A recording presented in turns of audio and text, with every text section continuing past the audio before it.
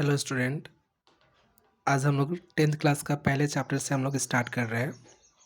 ठीक है। जो पहला हमारा हमारा चैप्टर है संख्या पद्धति, जिसको हम इंग्लिश में बोलते हैं नंबर सिस्टम। ठीक है। इसके अंदर हम लोग को क्या पढ़ना है? वास्तविक संख्याएं, रियल नंबर्स। ठीक है। तो उससे पहले हम लोग क्या करेंगे, कुछ इम्पोर्टेंट डेफिनेशंस के बारे में पढ़ेंगे। ठीक है। जो कि इस चैप्टर में आप लोग को इसके बारे में जानकारी होना चाहिए। ठीक है। स्टार्ट करने से पहले मैं ये बोलना चाहूँगा कि मैं जितना करा रहा हूँ आप करते जाइएगा, तो बोर्ड एग्ज़ाम में एक भी क्वेश्चंस नहीं छूटेगा। ठीक है, ये गारंटी है आपका। ठीक है। तो पहला जो है, प्राकृत संख्या क्या है, जिसको हम लोग बोलते हैं इंग्लिश में नेचुरल नंबर। तो गिनती की संख्या को प्राकृत संख्या कहा जाता है। ठीक है। क्या कह रहा है? गिनती की संख्या को प्राकृत संख्या कहा जाता है, जैसे कि 1 2 3 डैश डैश डैश इत्यादि। ठीक है। पूर्ण संख्या, जिसको हम लोग इंग्लिश में होल नंबर बोलते हैं। ठीक है। तो पूर्ण संख्या किसे कहते हैं? तो प्राकृत संख्याओं में शून्य को शामिल करने के बाद संख्याओं का जो परिवार बनता है उसे पूर्ण संख्या कहा जाता है। पूर्ण संख्या किसे कहते हैं? तो जो हमारा प्राकृत संख्याओं में हम क्या ऐड कर देंगे? शून्य। तो शून्य को शामिल करने के बाद संख्याओं का जो परिवार बनता है उसे पूर्ण संख्या कहा जाता है। ठीक है। तो पूर्ण संख्या कहाँ से स्टार्ट होगा? जीरो से स्टार्ट होगा। 0 1 2 3 डैश डैश डैश। और जबकि प्राकृत संख्या 1 2 3। ठीक है। थर्ड क्या है? पूर्णांक संख्या, जिसको हम लोग बोलते हैं इंटीजर्स बोलते हैं। क्या बोलते हैं? इंटीजर्स बोला जाता है। तो धनात्मक एवं ऋणात्मक संख्या सहित पूर्ण संख्या के परिवार को पूर्णांक संख्या कहा जाता है। क्या बोल रहा है कि धनात्मक एवं ऋणात्मक संख्या सहित पूर्ण संख्या के परिवार को पूर्णांक संख्या कहा जाता है, जैसे कि -4 -3 -2 -1 0 1 2 3 dash dash dash. That means कि इसमें कैसा संख्या आएगा? ऋणात्मक संख्या भी आएगा, हमारा शून्य भी आएगा और धनात्मक संख्या भी आएगा। ठीक है। तो पूर्णांक संख्या को इंग्लिश में क्या बोलते हैं? इंटीजर्स बोला जाता है। ठीक है। तो धनात्मक एवं ऋणात्मक संख्या सहित पूर्ण संख्या के परिवार को क्या कहा जाता है? पूर्णांक संख्या कहा जाता है। ठीक है। इसमें हमारा निगेटिव निगेटिव ऋणात्मक संख्या भी आएगा, जीरो भी आएगा और धनात्मक संख्या भी आएगा। ठीक है।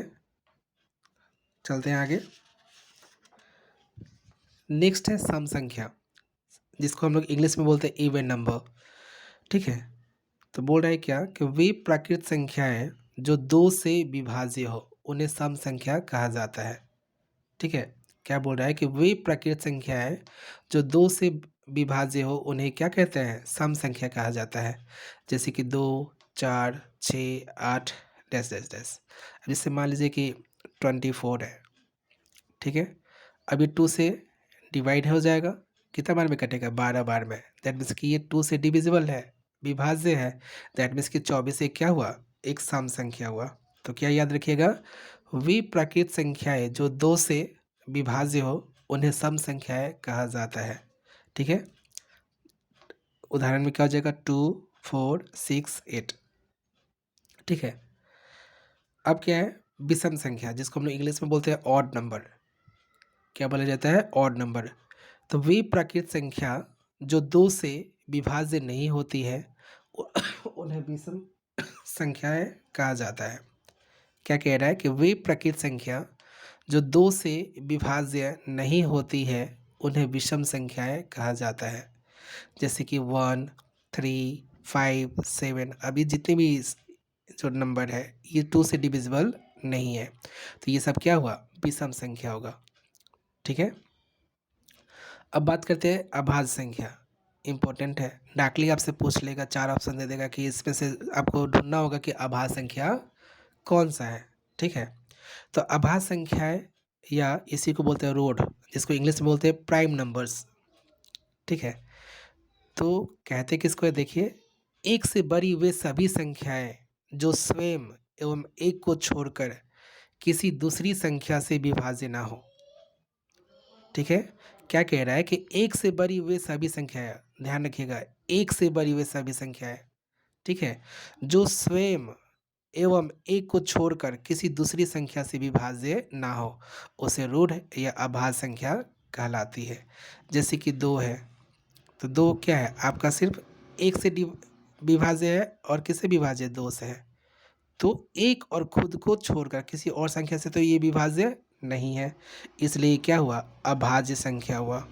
3 भी देखिए तो एक से विभाज्य है और 3 से है, मतलब कि एक से और खुद से है। 5 भी देखिए उसी तरह, 7 में देखिए, 11 में देखिए तो क्या है, एक से है और 11 से है, मतलब कि 1 से और खुद से विभाज्य है, बाकी और किसी संख्या से विभाज्य नहीं है। तो ये सब क्या हुआ, आपका अभाज्य संख्याएं हुआ। और ध्यान रखिएगा कि एक अभाज्य संख्या नहीं है।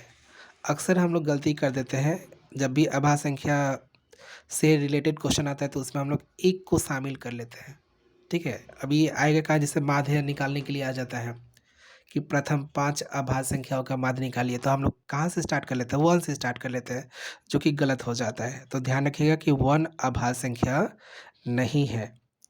परिभाषा क्या कर रहा था अभाज्य संख्या का, कि एक से बड़ी, ध्यान रखिएगा, एक से बड़ी बोल रहा है क्या, कि वे सभी संख्याएं जो स्वयं एवं 1 को छोड़ के किसी दूसरी संख्या से विभाज्य ना हो, उसे हम क्या कहते हैं, रूढ़ या अभाज्य संख्या कहलाती है। उम्मीद करते हैं आप लोग को समझ में आ रहा होगा। ठीक है, जैसे कि उदाहरण में क्या हो गया, 2 हो गया, 3 हो गया, 5 हो गया, 7 हो गया, 11, 13, 17, इसी तरह आगे क्या हो जाता, 19 हो जाता। ठीक है, उसके बाद क्या हो जाता, 23 हो जाता। उसके बाद क्या हो जाता, बताइए, 28, 29 हो जाता। ठीक है, ETC ऐसे चलता जाएगा। ठीक है, आप लोग को देखना है कि आप जो भी, जैसे आपने 29 लिया, तो ये देखना है कि किस किस से डिविजिबल है। तो एक से है, और क्या चीज़ से विभाज्य है, 29 से विभाज्य है, बाकी और किसी संख्या से ये विभाज्य नहीं है। तो ये क्या हुआ, एक अभाज्य संख्या हुआ। क्या हुआ, अभाज्य संख्या, जिसको इंग्लिश में हम बोलते हैं प्राइम नंबर्स बोलते हैं। ठीक है, उम्मीद करते हैं कि अभाज्य संख्या क्लियर हो गया होगा। अब चलते हैं आगे की तरफ। नेक्स्ट क्या है, सह अभाज्य संख्या क्या है, असहभाज्य संख्या, जिसको हम लोग इंग्लिश में बोलते हैं को प्राइम नंबर्स। यहाँ से भी क्वेश्चंस आता है, ध्यान रखिएगा, कि जब दो प्राकृत संख्याओं का महत्तम समापवर्तक एक हो, जिसको हम लोग इंग्लिश में क्या बोलते हैं, शॉर्ट में HCF बोलते हैं। जब दो प्राकृत संख्याओं का महत्तम समापवर्तक एक हो तो वे दोनों संख्याएं असहभाज्य कहलाती है या सह अभाज्य संख्या कहलाती है। ठीक है, अब जैसे यहाँ पे हमने उदाहरण लिया है, जैसे 2 है और क्या है, 5 है।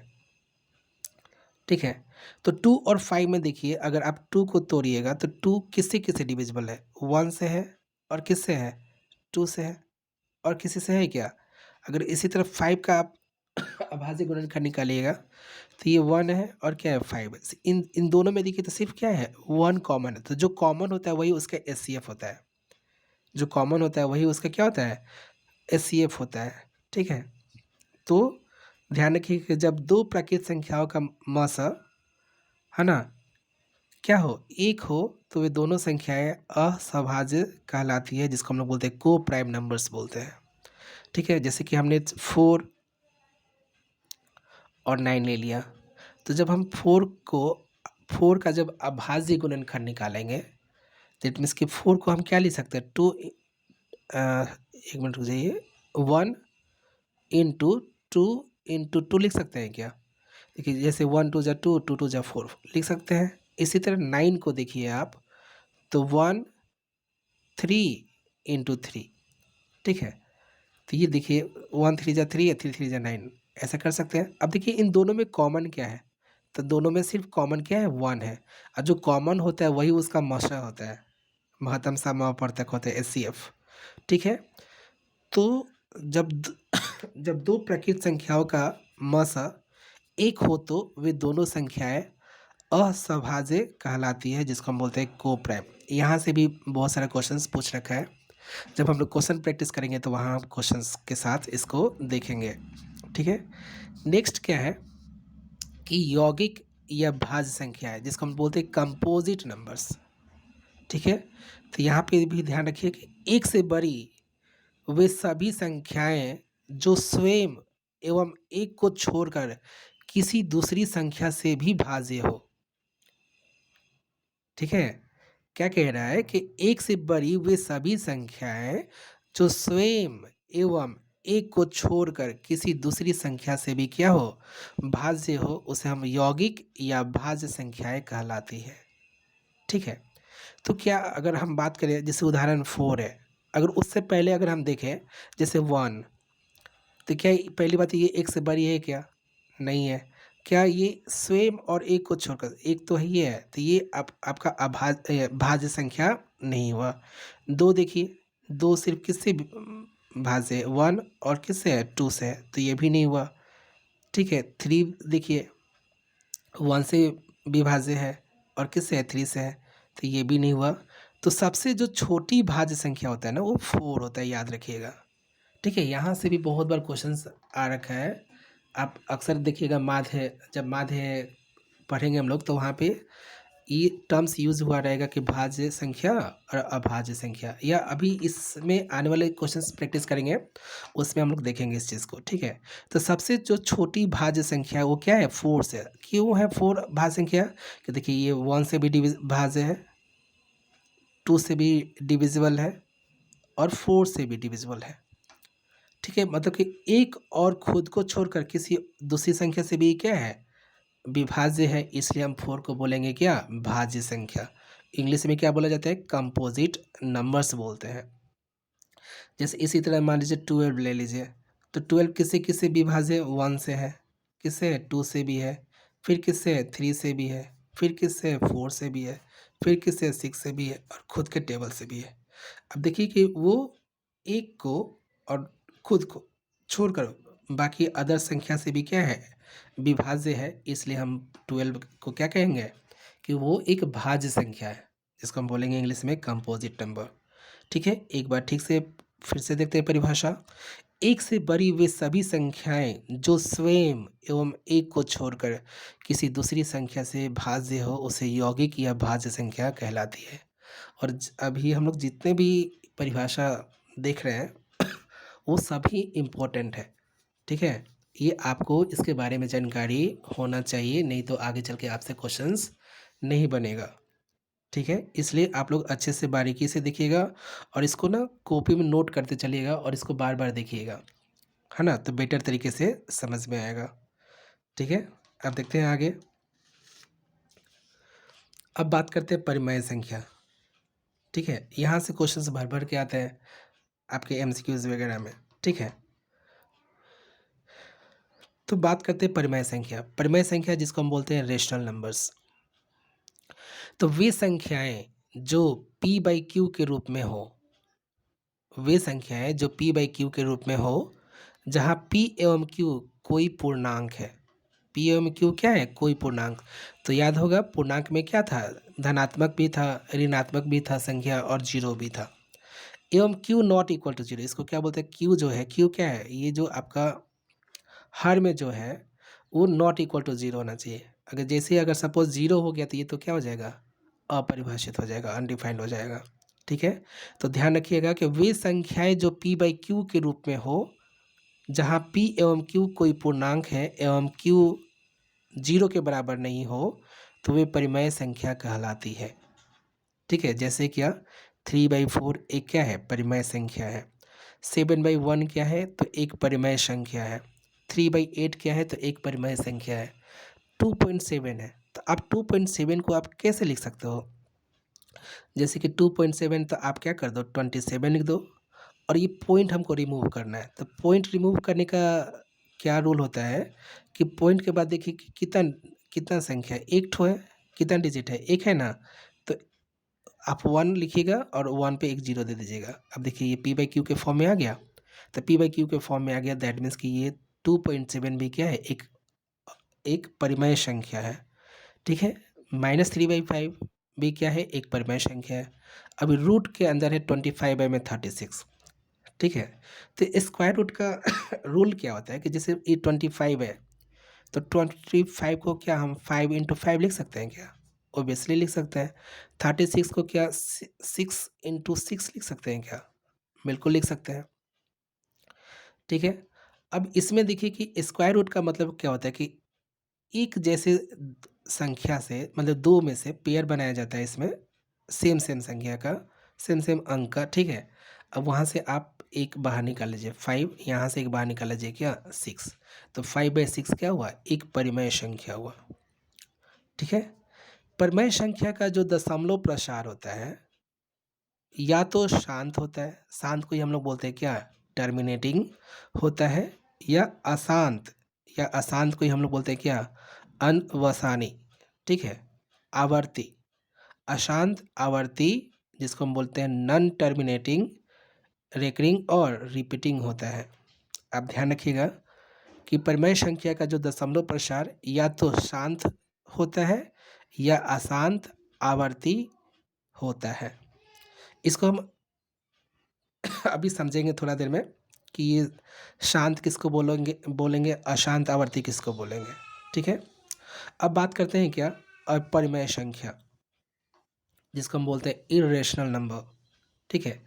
वे संख्याएं जिन्हें p/q के रूप में व्यक्त ना किया जा सके, है ना, वे संख्याएं जिन्हें p/q के रूप में व्यक्त ना किया जा सके, जहां p एवं q कोई पूर्णांक है, जहाँ p एवं q क्या है, कोई पूर्णांक है, एवं q नॉट इक्वल टू 0 हो, तो ये संख्याएं क्या कहलाती है, अपरिमेय संख्या कहलाती है, ठीक है। जैसे उदाहरण में क्या है, जैसे √3, ठीक है, √7/4 हो गया, -√5 हो गया, -5/√3 हो गया, पाई हो गया, ठीक है। ये बहुत बार क्वेश्चन से पूछ रखा है कि पाई कैसा संख्या है, तो पाई एक अपरिमेय संख्या है, ठीक है। अब देखते हैं जरा, तो अपरिमेय संख्या का जो दशमलव प्रसार था वो कैसा था, अशांत या अनवसानी अनावर्ती था, मतलब कि नॉन टर्मिनेटिंग, नॉन रेकरिंग और नॉन रिपीटिंग था, ठीक है। आई बात समझ में, वह संख्या जिसका दशमलव प्रसार अशांत अनावर्ती हो एक परिमेय संख्या होती है। अभी कुछ टर्म्स आप लोग को समझ में नहीं आ रहा होगा, अशांत, ठीक है, अनावर्ती, है ना, ये सब अभी हम लोग समझेंगे इस चीज़ को अच्छे से, ठीक है। तो अभी ये जानते हैं कि अपरिमेय संख्या क्या है, तो वे संख्याएं जिन्हें p/q के रूप में व्यक्त ना किया जा सके। अब जैसे कि √2 है, ठीक है, तो √2 का जो वैल्यू होता है 1.4142 ऐसे ही आते चला जाता है, ठीक है। अब जो आते चला जाएगा तो आप इसको p/q के फॉर्म में हम लोग नहीं लिख पाएंगे, ठीक है। आई बात समझ में, ठीक है। उसी तरह √3 का है, तो √3 का वैल्यू होता है 1.73205008 डैश डैश डैश, ऐसे ये आप इसका वैल्यू निकालते जाइएगा और ये आते जाएगा, ये इसका कभी अंत ही नहीं होगा, ठीक है। इसलिए ये क्या हो गया, अपरिमेय संख्या है। पाई का वैल्यू जो होता है 3.14159,265 डैश डैश डैश आदि, इस तरह ये आप इसका वैल्यू निकालते जाइए और ये आते चला जाएगा, इसलिए क्या है, हम इसको p/q के रूप में नहीं लिख सकते हैं, ठीक है। आई बात समझ में, देखते हैं आगे, ठीक है, ठीक है। अब समझते हैं जरा कि वह संख्या जिसका दशमलव प्रसार शांत या अनवसानी आवर्ती होता है वो परिमेय संख्या कहलाता है, ठीक है। जैसे आप 123/125 है, जब आप इसको डिवाइड कीजिएगा तो आपका जो वैल्यू आता है 0.984, दैट मीन्स कि इतना पे पूरा पूरा वो कट जाता है, इसके बाद वो संख्या आता नहीं है, इसलिए इसको बोलेंगे शांत।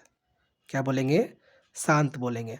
जैसे 11/3 है, तो 3.666 ये आते जाएगा, 666 रिपीट होते जा रहा है, तो इसी को हम लोग लिख सकते हैं क्या, 3.6, और इसको हम क्या बोल देते हैं, बार बोल देते हैं, या 3.6 और उसके ऊपर एक डॉट से हम लोग इसको शो कर देते हैं। कौन सा, जो संख्या जो रिपीट हो रहा था, जैसे इसमें आप 11/3 से दीजिएगा तो आएगा 3.666 आते चला जाएगा। ठीक है, तो यहाँ पे क्या करना है हमें, तो जो रिपीटेड है ना, आवर्ती जो है, ये उसी को बोलते हैं आवर्ती, जो रिपीट कर रहा है उस पे हम लोग क्या करेंगे, 3 है तो 3 लिख दिया, दशमलव है तो दशमलव दे दिया, और जो रिपीट हो रहा था 6 उसके ऊपर बार दे देते हैं, या उसी पे क्या कर दिया जाता है 3.6 उसके ऊपर डॉट दे दिया जाता है। ठीक है, इसी तरह जब आप 1/7 को जब डिवाइड कीजिएगा तो ये आएगा 0.142857। इसके बाद फिर आगे वो आता चला जाएगा, वो रिपीट भी होगा, फिर वो आएगा 142,857, फिर आएगा 142,857। तो इसलिए हमने 142,857 पे एक स्टार्टिंग में डॉट दे रखा है यहाँ पे, या सिंपली इसको आप क्या कर सकते हैं, बार दे सकते हैं। ठीक है, और अच्छे से समझते हैं कि शांत बोलेंगे किसको, तो शांत जिसको हम बोलते हैं टर्मिनेटिंग। ठीक है, समझिएगा, अगर पहले क्लियर नहीं हुआ तो आप समझिए, अब और क्लियर हो जाएगा। शांत जिसको हम टर्मिनेटिंग बोलते हैं इंग्लिश में, इसका अर्थ है समाप्त होना, होने वाला या ख़त्म होने वाला। जैसे कि हम 1/2 से, अगर 1/2 से भाग दिए तो हमको पता है कि ये 0.5 आता है, मतलब कि ये दशमलव के बाद ये क्या हो गया, ख़त्म हो गया। ऐसा नहीं ना हो रहा है कि ये आते चला जा रहा है, ये क्या हो गया, डिवाइड देने के बाद 0.5 बार में टोटली कट गया हमारा। तो यह एक शांत दशमलव है, क्योंकि दशमलव, ठीक है, दशमलव के बाद ख़त्म हो जाता है। इसी तरह जैसे 1/8 है, 1/8 को जब आप डिवाइड करिएगा, मतलब कि 1 को 8 से डिवाइड करिएगा, तो आप के लिए क्या दीजिएगा, पहले दशमलव दीजिएगा। ठीक है, दशमलव के पहले 0 लिखा जाता है, ध्यान रखिएगा। ठीक है, तो दशमलव दिए तो यहाँ 10 हो गया, तो अगर 10 में 8 से भाग दीजिएगा तो कितने बार में कटेगा, एक बार में कटेगा, 8 1 जा 8, लेकिन वहाँ पे कैरी कितना बचा, 2 बचा। फिर दशमलव से हम लोग 0 और उतार सकते हैं, तो 20 हो गया, तो 8 2 जा 16। ठीक है, तो कैरी कितना बचा, 20 में से 16 माइनस कीजिएगा तो 4 बचा, फिर 4 दशमलव से फिर हम एक 0 उतार सकते हैं, तो 4 0 40, तो 8 5 जा 40। अब हमने क्या देखा कि जब 1 से 8, 1 में 8 से अगर भाग दिया तो वो आया कितना हमारा 0.125। इसके बाद क्या आएगा, क्या नहीं, वो पूरा पूरा कट गया।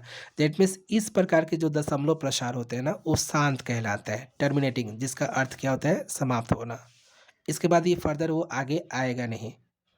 आई होप अब समझ में आया होगा कि शांत टर्मिनेटिंग बोलते किसको है, कि जब भाग देने के बाद वो पूरा पूरी दशमलव के बाद वो कट जाए, वो आगे ऐसा ना हो कि वो आता रहे।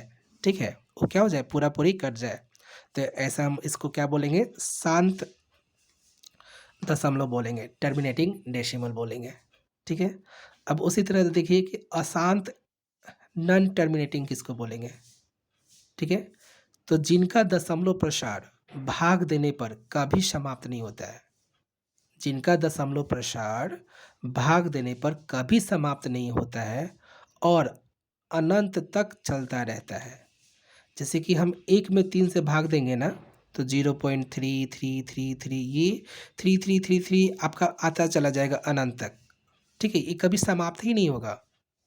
ठीक है, तो कभी समाप्ति नहीं होगा, इसलिए इसको हम बोलते हैं क्या, अशांत, जिसको नॉन टर्मिनेटिंग बोला जाता है।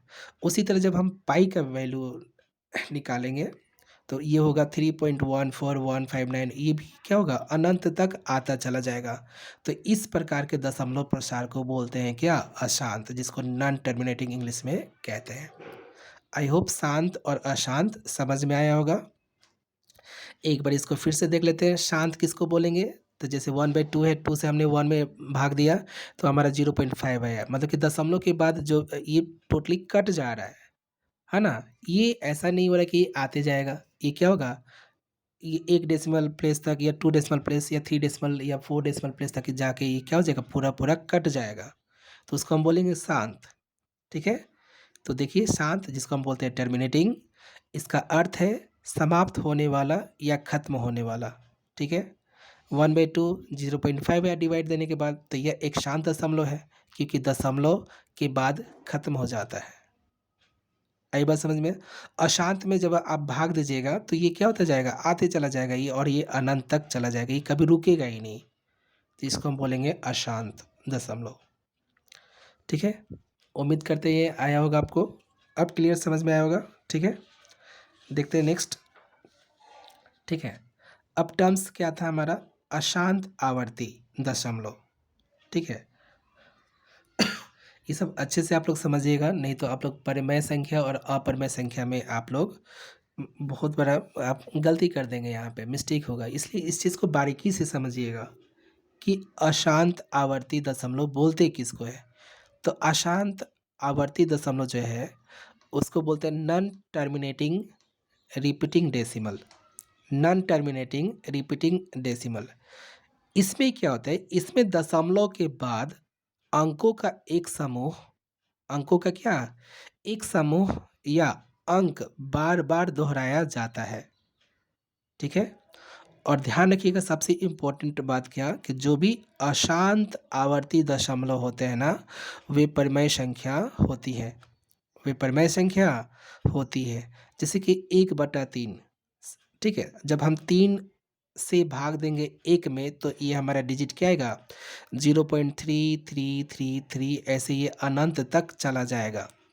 ठीक है, तो अब देखिए कि क्या बोल रहा है कि दशमलव के बाद अंकों का एक समूह या अंक, देखिए यहाँ पे कौन सा अंक बार बार रिपीट हुआ है, 3 3 3 3।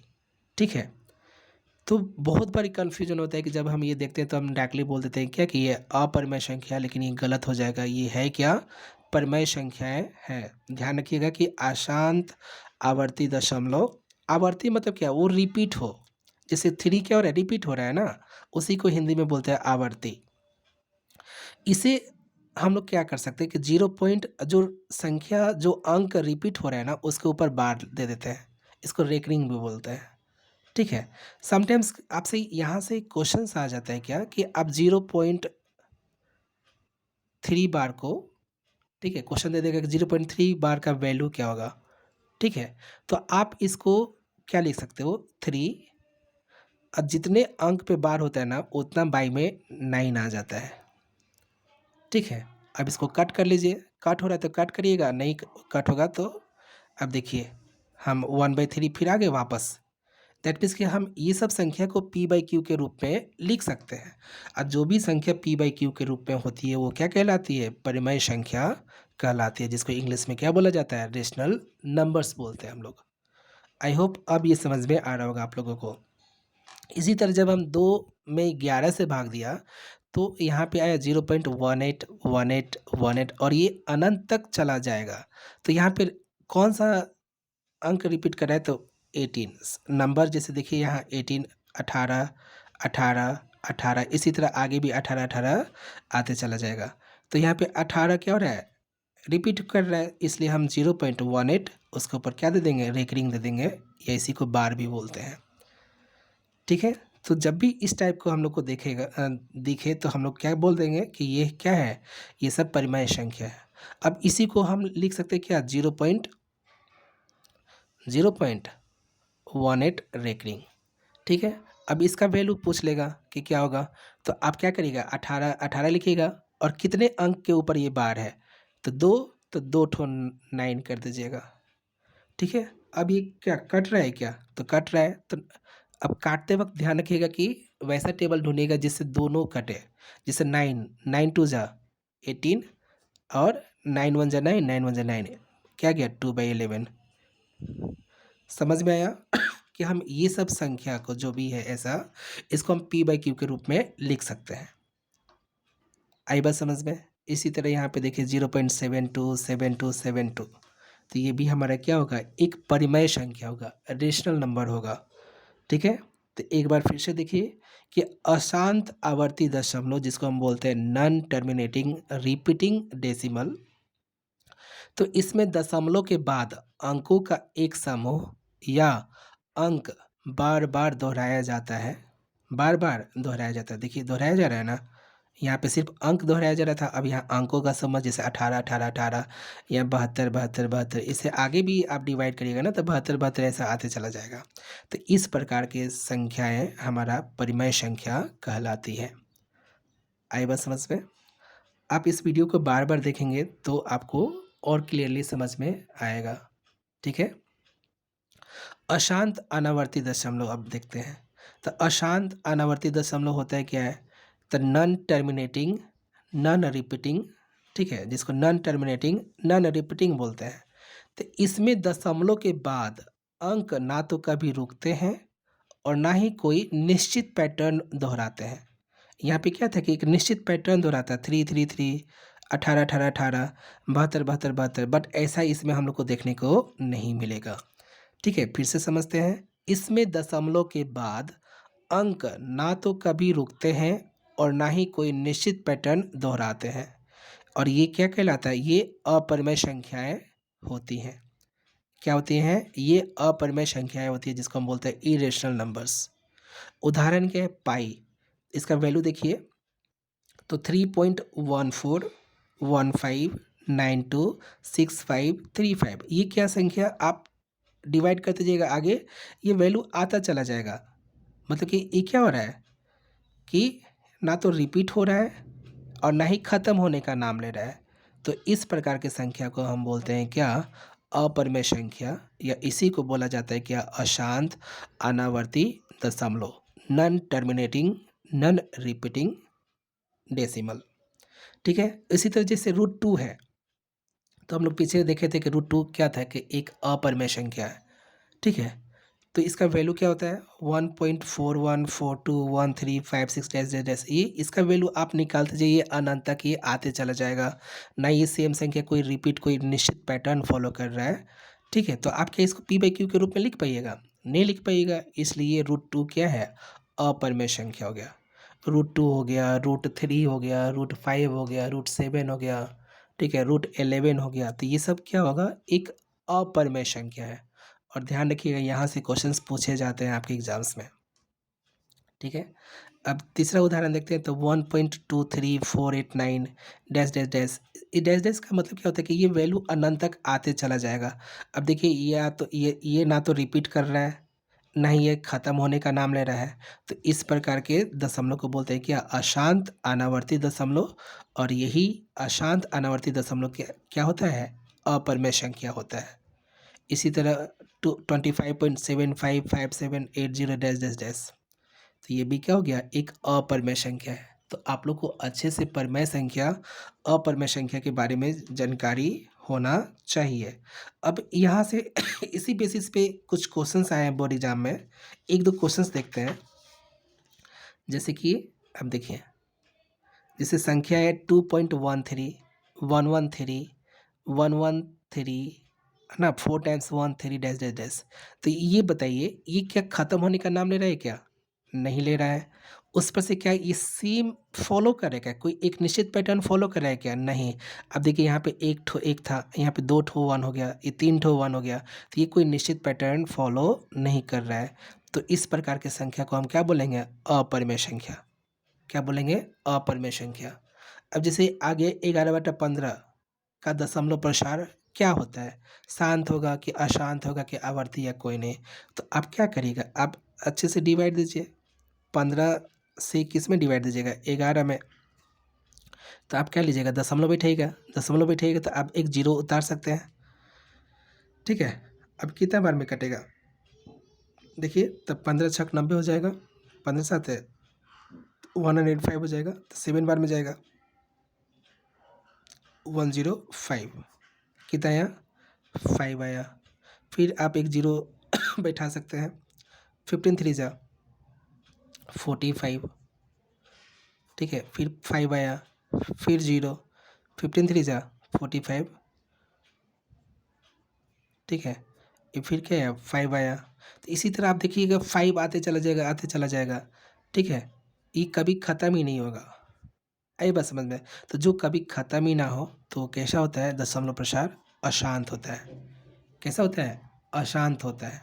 ठीक है, डिवाइड दे रहे हैं, वो आते चला जा रहा है, आते चला जा रहा है, दैट मीन्स कि इसका जो दशमलव प्रसार कैसा होगा?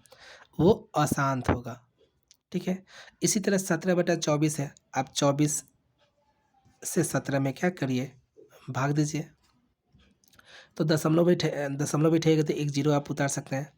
तो आप चेक कीजिए कि आप 170, अब जैसे ये ना, अब बहुत लोगों को टेबल कैलकुलेशन ठीक नहीं होगा, तो वो बार बार करके देखेंगे 2 से 3 से 4 से, ऐसा मत करिएगा। जैसे 24 है ना, तो किसके नियरेस्ट, इसको आप 20 मान लीजिए। क्या मान लीजिए? 20 मान लीजिए। अब 20 का तो टेबल सबको पता होता होता है। तो ठीक है, तो 20 8 160 होता है, और 8 चौका 32, मतलब कि कितने बार में जाएगा? 7 बार में जाएगा। 7 चौक 28, 7 दूना 14, 2 16, तो कैरी दीजिएगा तो 10 में से 8 जाएगा 2, और ये कट जाएगा। फिर आप क्या उतारिएगा? 0, क्योंकि दशमलव दिए हैं तो आप 0 1 उतार सकते हैं।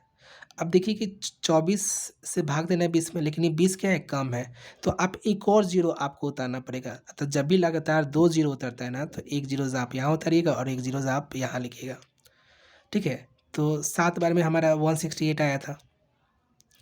तो अब इसको हम देखते हैं, 8 चौका 32, 8 दूना 16, 3 8 बार में लेके चलते हैं, ठीक है? 8 चौका 32 का 2, 8 दूना 16 और 3 19, तो 200 में से 192 घटेगा तो कितना आएगा? 8 आएगा। फिर 0 आया, फिर कितने बार में लीजिएगा? 24 तिया 72, फिर क्या हुआ? 8 आया, फिर 0 उतारिएगा, फिर 24 तिया 72। आपको नहीं लग रहा है कि ये आते चला जाएगा, और जो कभी ख़त्म ही ना हो तो इसका दशमलव प्रसार कैसा होगा? अशांत होगा। तो आई होप देखिए ये जो क्वेश्चन था 2024-21 में आया था, ठीक है? तो ये सब भी क्वेश्चंस आपका पूछा हुआ है बोर्ड एग्जाम्स में। तो उम्मीद है कि आप दशमलव प्रसार, शांत अशांत, ये सब आप लोग अच्छे से कर लेंगे क्वेश्चन इस पे, ठीक है? आगे देखते हैं नेक्स्ट, कि वास्तविक संख्या क्या होती है, ठीक है? तो परिमेय और अपरिमेय संख्याओं के परिवार को वास्तविक संख्या कहा जाता है। वास्तविक संख्या को इंग्लिश में क्या बोलते हैं? Real number. तो जो वास्तविक संख्या होता है वो क्या होता है? परिमेय संख्या भी होता है, और अपरिमेय संख्याओं के परिवार को क्या कहा जाता है? वास्तविक संख्या कहा जाता है। जैसे 2/3 क्या है? एक परिमेय संख्या है, तो एक परिमेय संख्या भी वास्तविक संख्या होगा। -1/5 क्या है? एक परिमेय संख्या है, तो ये भी एक वास्तविक संख्या होगा। √2 क्या है? एक अपरिमेय संख्या है, तो अपरिमेय संख्या भी क्या कहलाता है? वास्तविक संख्या। 0 भी क्या है हमारा? अब जैसे 0 है, तो 0 को हम क्या 0/1 लिख सकते हैं क्या? तो ये P/Q के फॉर्म में हो गया। किसके फॉर्म में हो गया? P/Q। ध्यान रखिए Q 0 नहीं होना चाहिए, P 0 हो चलेगा, लेकिन Q हमारा 0 नहीं होना चाहिए। तो 0 भी हमारा एक क्या है? एक परिमेय संख्या है। तो वास्तविक संख्या किसे कहेंगे? तो परिमेय और अपरिमेय संख्याओं के परिवार को वास्तविक संख्या कहा जाता है। उम्मीद करते हैं समझ में आया होगा। अब है अवास्तविक, या इसी को हम बोलते हैं काल्पनिक संख्याएं, जिसको इंग्लिश में बोला जाता है इमेजिनरी नंबर्स। तो जो संख्याएं वास्तविक नहीं हैं, उन संख्याओं को हम क्या कहते हैं? काल्पनिक संख्या कहते हैं। इसमें हम लोग को क्या देखने को मिलता है? रूट के अंदर माइनस में संख्या देखने को मिलता है, जैसे -4 का अंडर रूट, -16 का अंडर रूट, -2 का अंडर रूट इत्यादि। ये सब इस तरह जो भी हम लोग को दिखेगा वो काल्पनिक संख्या या अवास्तविक संख्याएं कहलाएगा, ठीक है? अब यहाँ से कुछ बेसिक हम लोग जानेंगे क्या, कि एक अंकों की सबसे छोटी संख्या। तो एक अंकों की सबसे छोटी संख्या क्या होता है? 1 होता है। और एक अंकों की सबसे बड़ी संख्या क्या होता है? 9 होता है। क्या होता है? एक अंकों की सबसे बड़ी संख्या 9 होता है। उसी तरह देखिए कि दो अंकों की सबसे छोटी संख्या तो क्या होगा? 10। और 2 अंकों की सबसे बड़ी संख्या क्या होता है? 99, ठीक है? 3 अंकों की सबसे छोटी संख्या 100, और 3 अंकों की सबसे छोटी बड़ी संख्या हो जाएगा 999, सॉरी यहाँ गलती से छोटी लिखा गया। क्या है कि 3 अंकों की सबसे छोटी संख्या क्या होगा? 100, लेकिन 3 अंकों की सबसे बड़ी जो संख्या होगा वो 999 होगा। 4 अंकों की सबसे छोटी संख्या, तो इसमें क्या होता है ना कि जैसे 4 अंकों की सबसे छोटी संख्या बोलेगा ना, तो आप 1 दीजिएगा, और 4 बोल रहे हैं तो 1 उससे कम 3 गो ज़ीरोज़। अगर 5 अंकों की सबसे छोटी संख्या तो 1 लिखिएगा, और 5 से 1 कम 4 ज़ीरोज़ दीजिएगा, ठीक है? और 4 अंक की सबसे बड़ी संख्या है ना, 4 बार 9 हो जाएगा। और ये मैं किस लिए करा रहा हूँ, क्योंकि ये आने वाले है ना क्लासेस में या आने वाले चैप्टर्स में ये कहीं ना कहीं यूज़ होगा। मैं एक भी चीज़ आपको आउट ही ऐसा चीज़ नहीं पढ़ा रहा हूँ जो आपके एग्ज़ाम्स के लिए इम्पोर्टेंट नहीं है। हर एक चीज़ इम्पोर्टेंट है, तो इसलिए आप लोग बारीकी से पढ़िएगा, बारीकी से समझिएगा, और जो भी डाउट हो आप कमेंट सेक्शन में लिखिएगा, ठीक है? और हर एक चीज़ ये इम्पोर्टेंट है, ये ध्यान रखिएगा, ठीक है? और ध्यान रखिएगा कि जो भी कराएंगे हम लोग वो बोर्ड एग्जाम्स में देखिएगा, है ना, वो मिलेगा उससे क्वेश्चन, ठीक है? देखते हैं आगे।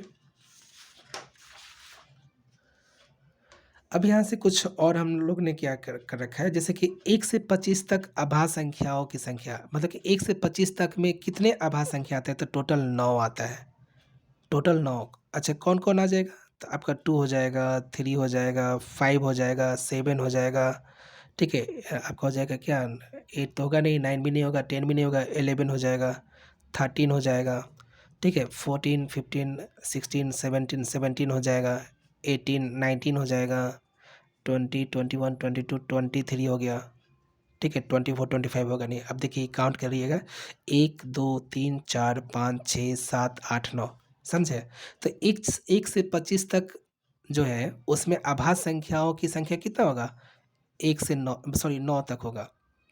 उसी तरह 1 से 50 तक की गिनती में ना आभास संख्याओं की संख्या होता है 15। कितना होता है, 15। और 1 से 100 तक आभास, मतलब 1 से 100 के बीच में या 100 तक आभास संख्याओं की संख्या कितना होता है, 25 होता है। तो ये कुछ बेसिक इन्फॉर्मेशन है, वो आप लोग को पता होना चाहिए, ठीक है। अब यहाँ पे क्या है कि, ठीक है, ये सब आप लोग को डायरेक्टली दे देगा क्या, जैसे ये है क्या, तो लगातार एक्स प्राकृत संख्याओं का योग बताइए, तो इसका फॉर्मूला होता है x into x plus one by में टू। जैसे क्वेश्चन दे रखे कि 1, 2, 3, 4 डैश डैश डैश 50 तक, अब इसको जोड़ना है, तो आप ऐसे इसको लिख लिख के तो जोड़िएगा नहीं, ज़्यादा समय लग जाएगा, क्योंकि एग्जाम में टाइम क्या होता है, लिमिटेड होता है। तो आपको फॉर्मूला पता होना चाहिए x into x plus one by में टू। अब यहाँ पे एक्स का वैल्यू कौन होगा इनमें से, तो जो लास्ट वाला जो वैल्यू होता है वो होता है तो 50। अब फिर एक्स की जगह 50 प्लस वन बाई टू, तो 50।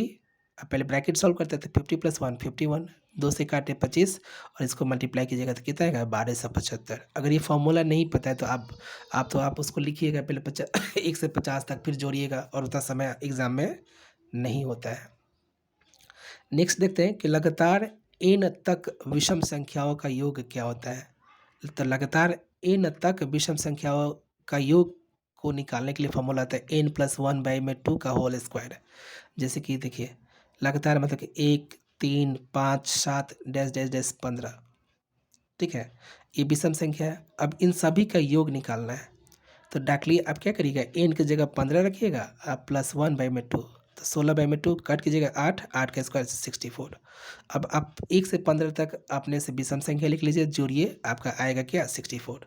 तो फॉर्मूला याद रहेगा तो आप लोग को जल्दी ये निकल जाएगा, ठीक है। हमने वही फॉर्मूला लिया है जो आपके एग्जाम्स में क्वेश्चन सेट होंगे, और मैं क्वेश्चंस कराऊंगा तो आप लोग देखिएगा इस चीज़ को, ठीक है। नेक्स्ट क्या है, लगातार एन सम संख्याओं का जो योग होता है, लगातार एन सम संख्याओं का जो योग होता है वो n into n plus one होता है, n into n plus one. जैसे दे दिया क्वेश्चन के लगातार 10 सम संख्याओं का योग बताइए, तो लगातार 10 संख्या आप लिखिएगा, 2, 4, 6, 8, 10, 12, 14 ऐसे लिखिएगा नहीं, उससे थोड़ा सा टाइम ज़्यादा लग जाएगा। और जिसको फॉर्मूला पता है वो जल्दी कर लेगा। अब 10 पुट कर रहिएगा यहाँ पे, तो 10 इंटू 10 प्लस वन, तो 10 प्लस वन 11, 11 10 110, 110, ठीक है। तो फार्मूला होगा याद तो इजीली हम लोग कर लेंगे। फिर क्या है, लगातार एन विषम संख्याओं का योग जो होता है ना बाबू, एन स्क्वायर होता है। जैसे लगातार 5 विषम संख्याओं का योग, तो कुछ नहीं करना है, 5 का स्क्वायर करिए, आपका आंसर आ गया 25। समझे क्या बोल रहे हैं कि लगातार एन विषम संख्याओं का जो योग, योग मतलब क्या, जोड़, एडिशन है ना, सम। तो इसका फॉर्मूला क्या हो जाएगा, एन स्क्वायर। अब ये एन का वैल्यू क्या हुआ, जैसे क्वेश्चन है कि लगातार 5 विषम संख्याओं का योग, तो एन का वैल्यू 5 हो गया, आप 5 का स्क्वायर कर दीजिए तो हो जाएगा 25। आई होप समझ में आया होगा। आप इस वीडियो को बार बार देखेंगे तभी आप लोग को और अच्छे से क्लियरली समझ में आएगा, ठीक है। नेक्स्ट देखते हैं। तो नेक्स्ट हम लोग क्या करेंगे ना, कुछ बेसिक कैलकुलेशंस हम लोग को करनी, घातांक का पता होना चाहिए क्वेश्चन सॉल्व करते वक्त।